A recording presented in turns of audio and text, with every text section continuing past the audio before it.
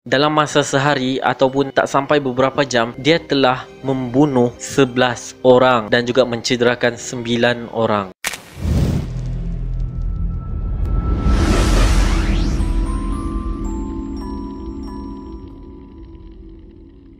Assalamualaikum warahmatullahi wabarakatuh. Salam sejahtera kepada anda di luar sana. Kisah yang ingin saya kongsikan kepada anda pada minggu ini adalah kes pembunuhan ramai-ramai yang melibatkan pembunuhan seramai 11 orang dan mencederakan 9 orang yang lain, yang berlaku pada tahun 1947, melibatkan seorang suspek berwarga negara Indonesia yang menetap di Malaysia. Pembunuhan beramai-ramai ini terjadi di sekitar Bandar Bangi. Jom kita jump into the deep case. Suspek ni bernama Mataram bin Saal ataupun dikenali sebagai Utuh. Saya akan bahasakan dirinya sebagai Utuh sepanjang penceritaan saya. Utuh berusia 30 tahun dan mempunyai seorang isteri dan 3 orang anak. So Utuh ni guys, dia mempunyai sebuah ladang di Perak, sekitar di Sabak Bernam Perak. So ingin dijadikan cerita bahawa si Utuh ni dia kan lama dah merantau di Malaysia, khususnya di Perak. Bila satu masa tu Utuh bercadang untuk kembali ke tanah airnya, iaitu di Sumatera, lebih tepat lagi di Tunggal Island. Untuk mencapai matlamat Utuh ni, dia pun memerlukan duit yang banyak untuk berhijrah dari Malaysia ke Indonesia. Apa yang Utuh buat, dia telah menjual ladangnya serta rumah yang dia ada di Perak kepada seseorang dengan nilai RM200 pada masa itu, iaitu pada 1947.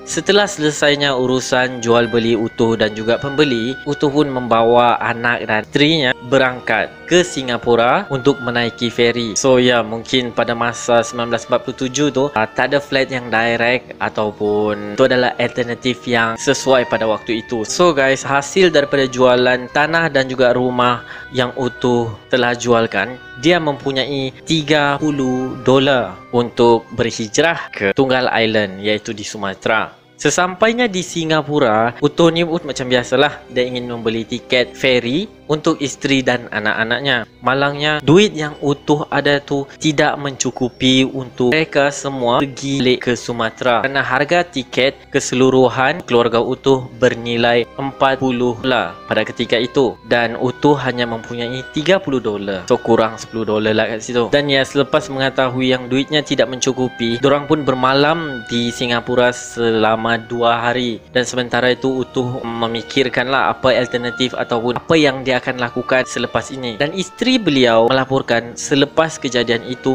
Utuh bersikap agak pendiam dan dia tidak tidur sepanjang 2 hari tersebut. Selepas 2 hari, Utuh memutuskan untuk membawa isteri dan juga anak-anaknya untuk balik ke Perak. Tetapi sebelum tu mereka hendaklah pergi ke KL dulu untuk transit. So mereka memutuskan untuk menaiki kereta api Tanah Melayu pada ketika itu. Isteri Utuh melaporkan sepanjang perjalanan Utuh hanya berdiam diri, tidak mau makan dan juga tidak mau berbual dengan sesiapa, even dengan anaknya sendiri. Yalah, memang runsing kan, sebab mungkin dia dah ada planning yang tertentu, tapi tiba-tiba planning tu memang ya tak kesampaian, memang kan stres dan juga fikiran agak bercelaru. Bukan Utuh saja, mungkin semua orang, tapi kita ada cara masing-masing untuk menangani kan. Okay, jom back to the story. Selepas kereta api Tanah Melayu berkenaan melepasi stesen Bangi, Utuh ni pergi ke gerabak yang lain. Kereta api ada gerabak A, B, C dan D. So dalam gerabak tu ada satu gerabak special yang memang khas untuk jualan jajan-jajan ataupun makanan. So Utuh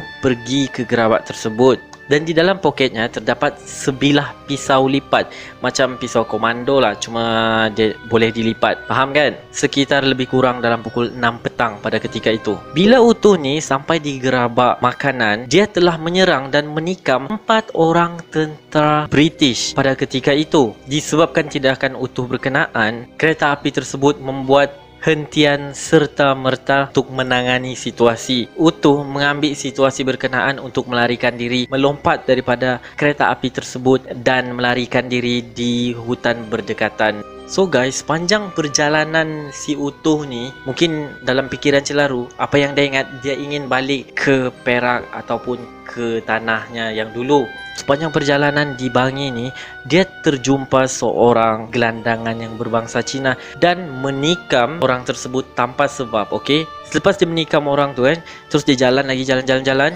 and then dia ternampak dua orang warga emas Cina wanita dan menikam dua orang yang tidak bersalah itu juga. Bukan itu saja guys, terjumpa seorang lelaki dan terus menikam dan melibatkan 3 orang kanak-kanak. Juga untuk pengetahuan korang, 9 orang lagi dia telah cederakan menggunakan pisaunya. Mungkin dia mau bunuh, cuma orang tu dapat melarikan diri ataupun mengelak. So polis pada ketika itu cuba untuk memburu si Utuh ni, tetapi gagal menemui Utuh. Dan korang tahu Utuh pergi mana? Dia mengambil masa selama 36 jam bersamaan dengan 144 km berjalan kaki tanpa henti untuk sampai ke kampungnya di Perak. Sampainya dia di kampung berkenaan, so orang kampung pun heran lah kan. Orang kampung pun bertanya kepada Utuh, bukan kau kata mau balik ke Indonesia, siap jual tanah rumah bagai? So Utuh pun menjawab, dia kata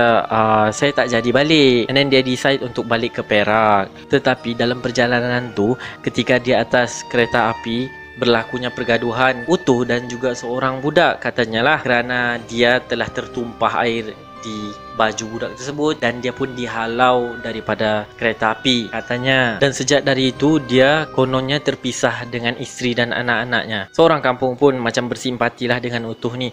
Dah lah tak jadi balik kampung, lepas tu dihalau pula dari gerabak tu, and then terpisah dengan family. So orang kampung pun membawa si Utuh ni ke balai polis yang berdekatan. Setelah sampai di balai polis, pegawai polis pun bertanya soalan yang sama, kenapa jadi macam tu. And then Utuh pun menceritakan benda yang sama, apa yang dia cakap dengan orang kampung, itulah juga dia cakap dengan polis. Polis ni kan dia macam merasa ragu-ragu dengan statement si Utuh ni. Dan kebetulan pada masa berkenaan, pihak polis di situ baru mendapat berita mengenai pembunuhan beramai-ramai di Bangi yang startingnya daripada kereta api. So pihak polis pun mensyaki Utuh salah seorang yang terlibat. Akhirnya Utuh pun dibawa ke Sabak Benam untuk dibicarakan. Okay guys, bila di dalam mahkamah, pihak mahkamah pun menyoal Utuh, biasalah kenapa buat macam tu, and then apa sebabnya kan. Utuh ni sama sekali tak bersuara, dia senyap saja. Dan tiba-tiba dia cakap satu benda guys. Dia cakap,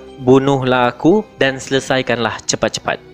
Selain tu dia langsung tak bercakap. So pihak mahkamah pun confused lah kan, macam kenapa dengan dia ni, kenapa dia tak membela diri ke ataupun membagi statement ke. Dia just cakap benda tu and then diam. So pihak mahkamah pun memutuskan untuk Utuh ni dihantar ke hospital untuk menjalani assessment kesihatan mental dan juga fizikal. Dan ya, akhirnya terjawab lah tu menghidap homidicial syndrome ataupun amukan. Dan ada juga yang mengatakan ianya sebagai cultural bound syndrome, iaitu pembawaan budaya. Dan bila pihak mahkamah dapat mengetahui result daripada hospital yang Utuh ni sebenarnya ada penyakit mental, Utuh pun dimasukkan ke Hospital Tanjung Rambutan, Perak, sekaligus menjalani hukuman dan juga rawatan di tempat tersebut. So guys, bayangkan dalam masa sehari ataupun tak sampai beberapa jam, dia telah membunuh 11 orang, okay? Dan juga mencederakan 9 orang. Amukan guys, mengamuk. Oh ya, sebelum saya terlupa, bila ditanya lagi, Utuh menyatakan selepas turun daripada gerabak kereta api tu, dia langsung tak ingat apa-apa, okay? Bila dia ingat dia dah sampai dekat Perak, ketika orang bertanya dekat dia, di situ baru dia sedar. Itu pun dia tak ingat kenapa dia boleh ada dekat Perak tiba-tiba. So kes ni memang bagi saya sangat dahsyat dan tragis. Yalah, untuk mangsa kesian lah juga kan, sebab diorang tidak mengetahui apa-apa, tak tahu apa-apa, tiba-tiba dibunuh, ditikam ataupun dicederakan. Memang why kan. So ya guys, pada minggu ini itu sahaja kesnya. Nampak macam simple dan short, tapi believe me, pada tahun 1947 tu, ini adalah salah satu kes yang menggemparkan Malaysia, bukan saja Malaysia tetapi di seluruh dunia juga ada membuat liputan mengenai kes utuh ni. Apa pula pendapat korang di luar sana mengenai utuh, ataupun jika korang ada kes-kes yang korang ingin suggest untuk saya ulas untuk episod yang akan datang, just komen di bawah ataupun boleh DM saya di Facebook ataupun Instagram yang linknya saya letak di bawah. So sehingga berjumpa lagi untuk edisi Konspirasi Jenayah Malaysia. Bye. Assalamualaikum.